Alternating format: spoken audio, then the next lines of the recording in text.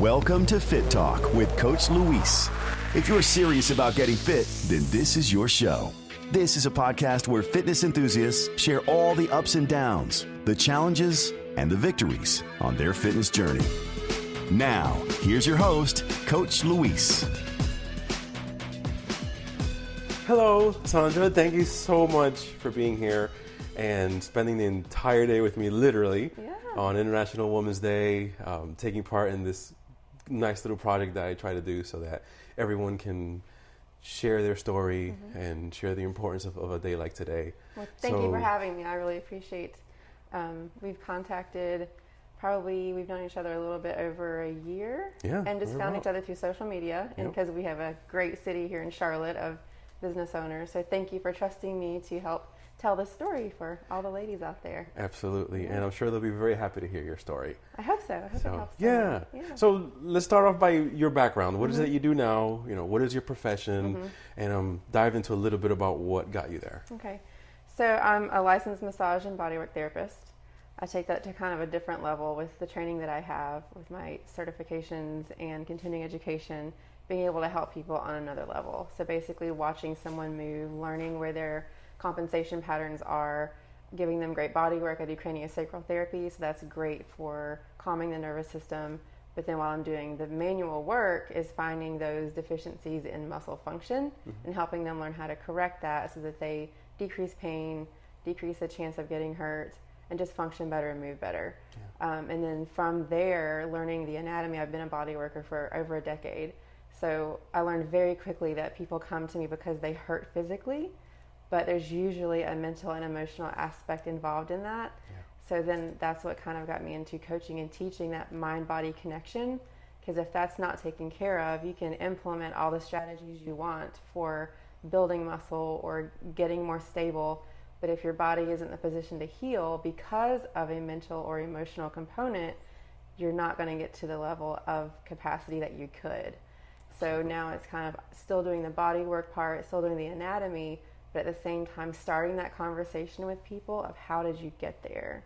And the way I got to that part is, growing up sick as a child. So I had asthma really bad. So I was the kid that couldn't run in PE and gym. So I had to walk, I was doing the inhaler and all of that. And I was always sick and I was always on medication. And that's just my parents' philosophy when I was young was Western medicine, and not that anything is wrong with it. I teach my clients it's not either or, Western or holistic. It's when. And you do what is necessary to get you to the point of better health. But as a child and as a young teenager, I just started thinking there has to be another way for me because I'm not getting any better. So I just intuitively started trying to eat healthier. I wanted to play volleyball because my friends were, and I was tall, really young. So I thought I would be good at it. So just starting to get stronger myself and then moving into college, eventually getting married and seeing my husband and his family with 4 kids.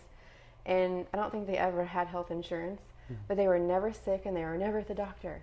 And I'm like, there's got to be some happy medium here, So just, and then having children, starting on that journey of I want to be able to raise my kids healthy. How do I do that? So I had to learn.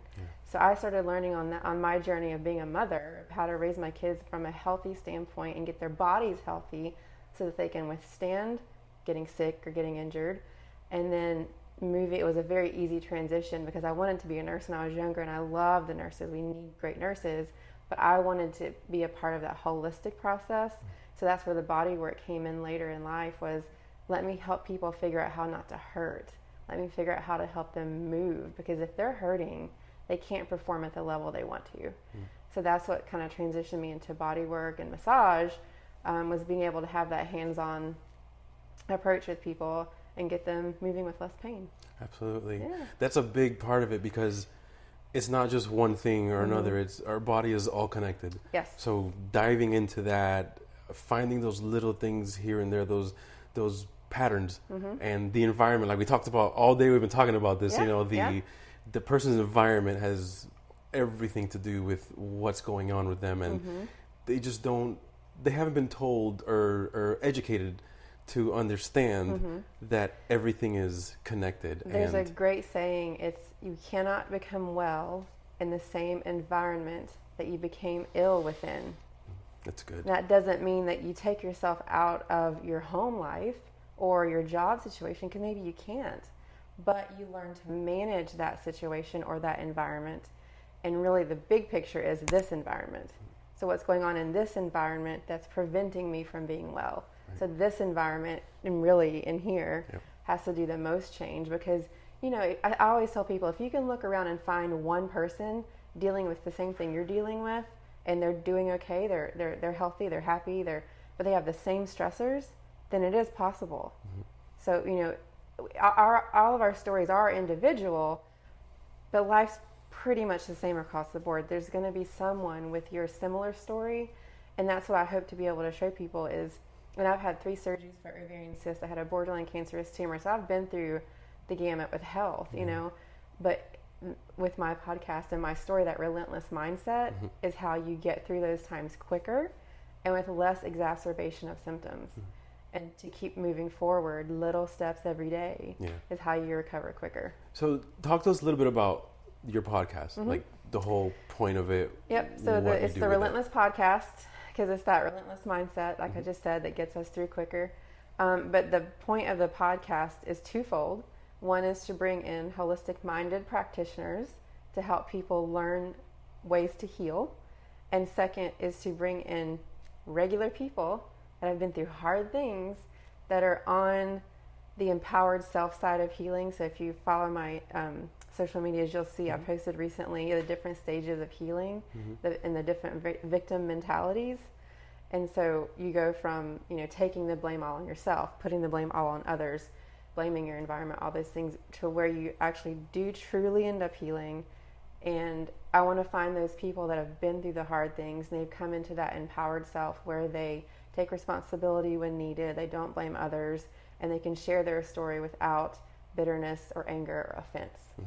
So finding those people that have had other stories different than mine that were hard, but they've come through them and they've truly healed from them, and then they can show that to people, because that's what we need, is examples of people to be able to look to and say, they went through the same thing I did, they're living a happy, healthy, productive life, I can do it too.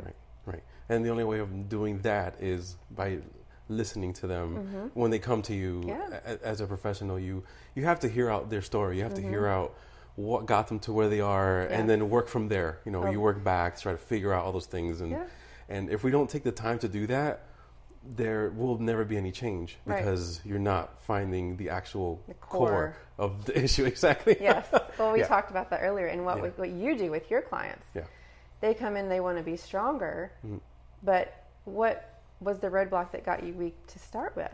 And you're finding, you know, you're getting really real with them on their numbers and their percentages and their, you know, the scope of what their body is able to do. You can't go out and do CrossFit if you have no muscle mass. You know, and you're finding those details out. But then also you're with you is what I'm talking about. You're sitting down with people one-on-one. You're making eye contact. You're not limited to a 12-minute window like most practitioners are. So you're able to ask those more in-depth question to get out of them what got them to where they are.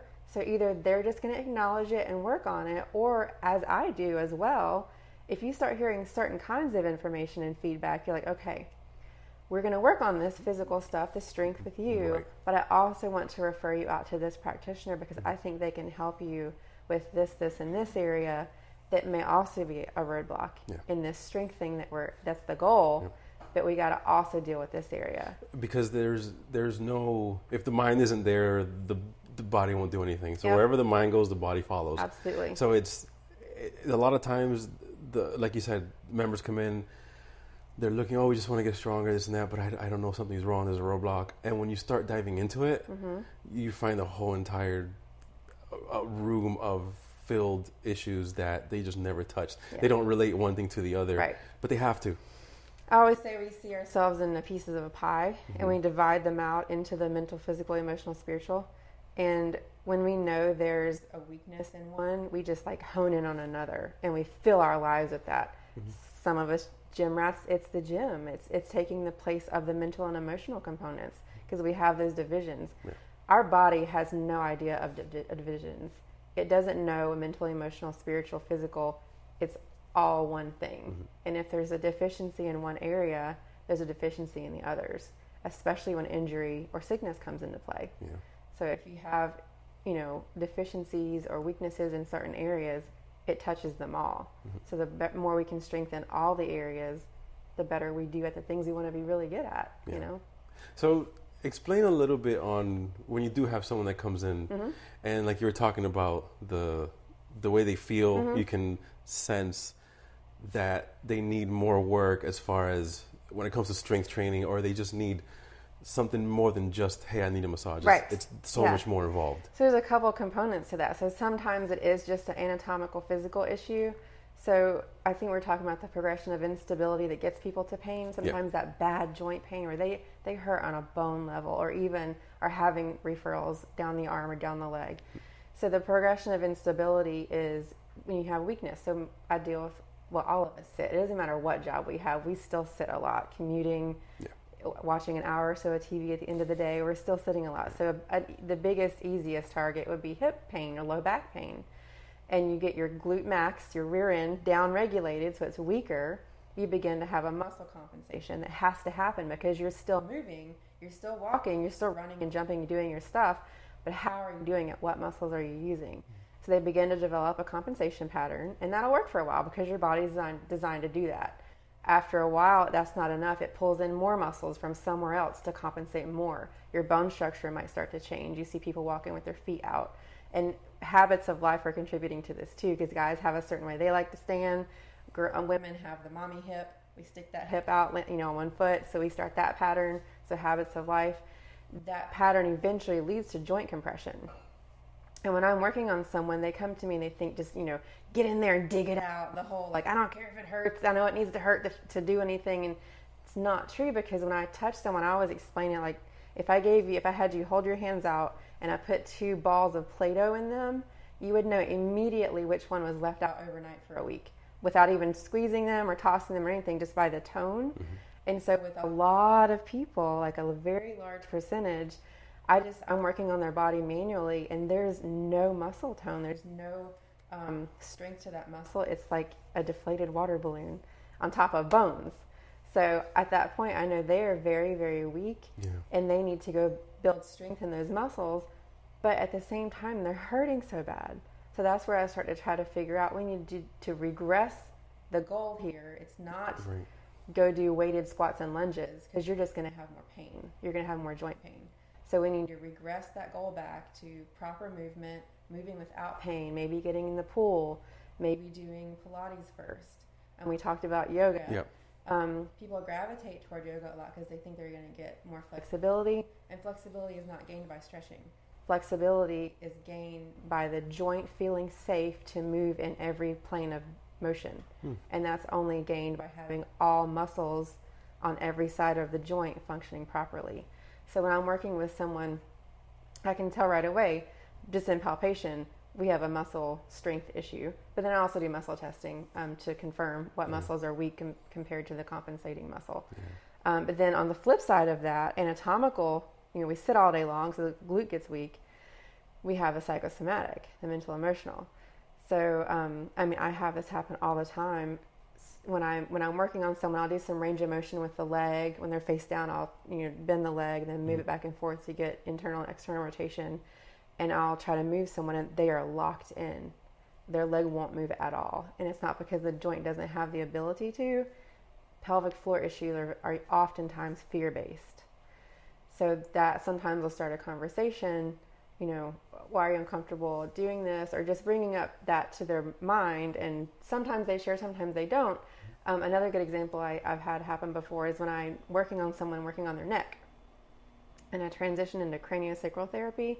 There's a certain hold that I do. And I'm sure if anybody's gotten a massage before, the base of your head right here, that occipital ridge, feels so good to have compression held on it, because those muscles are do with vision and just a lot of different things. All the muscles of the back come up and attach. And so it feels really good to have compression there. With a client I had one time, as soon as I did that, I could feel her tense up, her body temperature change. She started to sweat, and I just backed out of it, went back to regular massage. And later she shared some very personal, traumatic information that made, as soon as I hit that part of the body, it reconnected memories in her mind of a traumatic event she went through, and it just made her body go into fight or flight. So immediately with her, I'm like, okay, I want you to talk to this therapist that does trauma recovery, because your body hasn't healed from that. Because it shouldn't have that response. It should be a great thing to have compression there or have massage on your neck. So when I have that ability to communicate with someone's body, and that's why massage is so good in that way, when you have someone that knows what they're looking for, I can either start the conversation with them, and if they're comfortable, find out a little bit more, and then refer out. Yep. And then I refer out to someone that can help them recover from that Yeah. mental, emotional aspect that's presenting in a physical component, because that will bring headaches on, Right. The compression and tension in that area of the body. Yeah. And that's an amazing way of connecting with a person that they would never bring that up otherwise. Yeah. Yep. So what do you say is your motivation for what you do then? I know what it's like to hurt. I know what it's like to be in pain, and I want other people. And I came out of that, and I still hurt, and I still have issues, and get injured, and work out too much or whatever. So I want people to learn that their body can recover much quicker than they think, and it's able to do much more than they think it can. Yep. So I want people healthier, but they have to learn how to communicate with their body and listen to their body. Yep. Because as a society, we're very much prone to covering up symptoms to be able to make it through the day, which I tell my clients, understandable. We all have to do it. But at the same time, we need to be doing what you were saying, looking in deeper and finding the why. So if I can help someone learn their body better by first, because they come to me for massage, which is always great, but then while they're there, I'm like, by the way, you can fix this on your own. If you just take these few simple tools, gain stability of that joint, then it won't hurt anymore, and prevent down the road more issues. So my motivation is to help people learn how to use their bodies better, so that they prevent injury, prevent pain, and can live at the level of lifestyle that they desire. Yeah. That's a very fulfilling thing Absolutely. to do, be able to do that for people. My clients cry, and they're just, when they learn these things, I have them teaching their spouses, teaching others. My clients are teaching their friends different things. I teach people what to do outside, because you can't see me every day, and you shouldn't see me every day. Right. When you have practitioners that, you need to come back for, every week for 6 weeks and keep coming back. Well, I don't want you to have to keep coming back. I want to teach you, and you come back to me for maintenance, or I want to get my people that are in pain coming to me for massage, coming back to me just for decompression and, just down regulating and relaxing those muscles that they're working. Right. So that's where I want to get them. Yeah, you want them to be accountable. You want them to be self-sufficient. And we're trying to educate them on what they need to do and be able to do that on their own. Yes. And still have us, of course, as for the accountability factor. But it has to be consistency, like we talk about too. You have to do it, and they have to do their part. Yep. So that's 100%. A big part of it. Yep. Yeah. So being that today is International Women's Day, what would you like to tell the women that are listening and watching right now? What would you like to tell them as far as a message of positivity and knowing that they can do whatever they put their mind to? Yeah, I think you guys touched on it in your cooking segment. She was talking about going through different phases of life, having children. I have 2 kids, 16 and 19.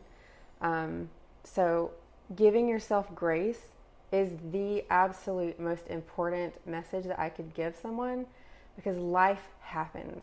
Hard things happen all the time. No matter how well you plan, no matter how much effort you put in, somebody could slip down the stairs on the way out to church one Sunday morning and get a concussion and be out for a month. I mean, hard stuff happens. So when you're in those seasons of life, accept that season and be at peace with that. And like she was saying, she had surgery, and so she's not where she wants to be, where she was a year ago. Don't look at that stuff. I mean, think about it in a way to encourage yourself to get back when you're strong enough.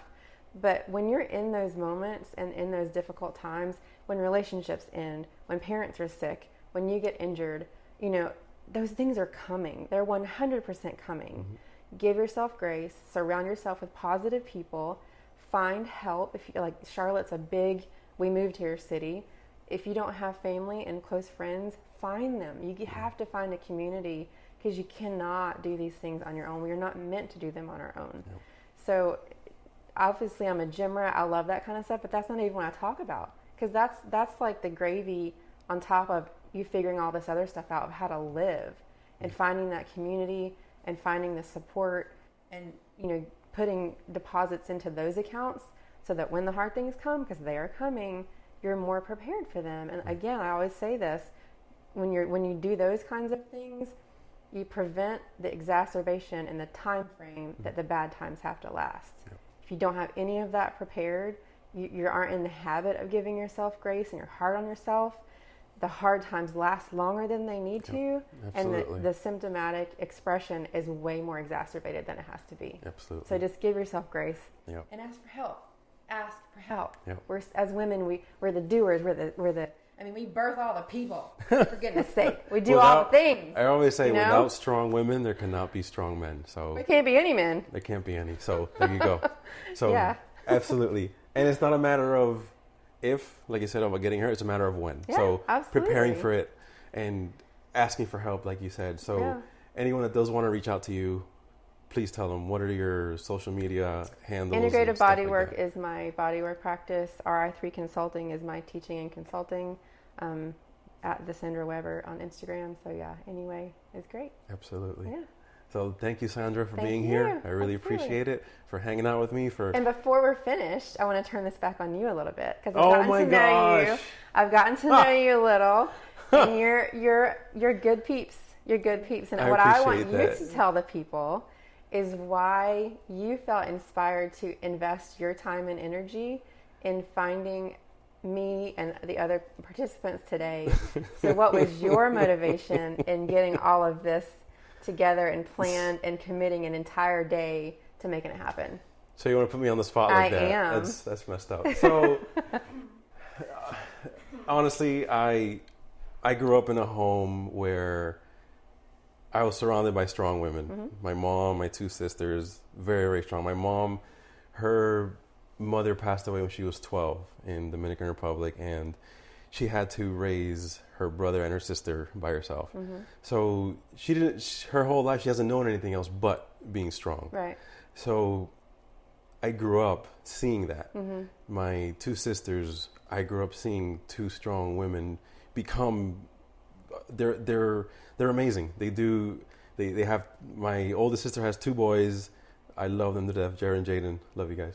And my youngest sister, Jasmine, and her husband, they serve in Dominican Republic. Mm-hmm. They volunteer, they work for as need graders. So that motivated me to want to reach out and do something that I really don't think has been done yet, mm-hmm. where you just get together with a group of strong women, and I'm a guy, so to understand the value and not feel, I guess, threatened mm-hmm. by strong women, mm-hmm. and actually seeing them as peers, seeing them as people that you can work together with and do amazing things with. Yeah.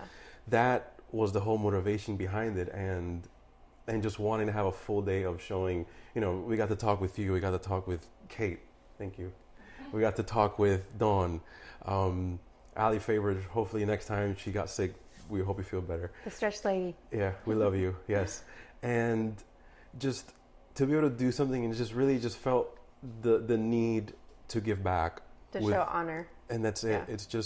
It's an amazing day, and it needs to be recognized. Mm-hmm. And that's really why I wanted to do it, was to show people that doesn't matter who you are, doesn't matter where you are in life, you can make a change and you can make a difference. And you said it the best. Reach out to any of us. Mm-hmm. If you need help, just reach out to us. And if we can't help you, we'll find someone that can help you. And that is the reason why I did this. Yeah. Yeah. That's awesome. And I knew that. And I love what you're talking about how it's not I'm stronger than you, or you're stronger than me, or I'm more able than you, or you're more able than me. It's when we both recognize each other's strengths and we work together, we get way more done. Yeah, absolutely. And especially in a marriage, but even in a friendship, in a partnership, it's not one's better than the other. It's let's do this together, and we can get way more done every time. Absolutely. So it's a great partnership. Absolutely is. Yeah. Thank you, Sandra. You're very welcome. I appreciate it. Thanks, guys. All right, guys. Have a good one and take care. Thanks for checking out Fit Talk with Coach Luis. Remember to follow us on social media, on Instagram at Live2Progress and on Twitter at Live2Progress. Stay tuned for more episodes of Fit Talk with Coach Luis coming soon. And remember, always live to progress.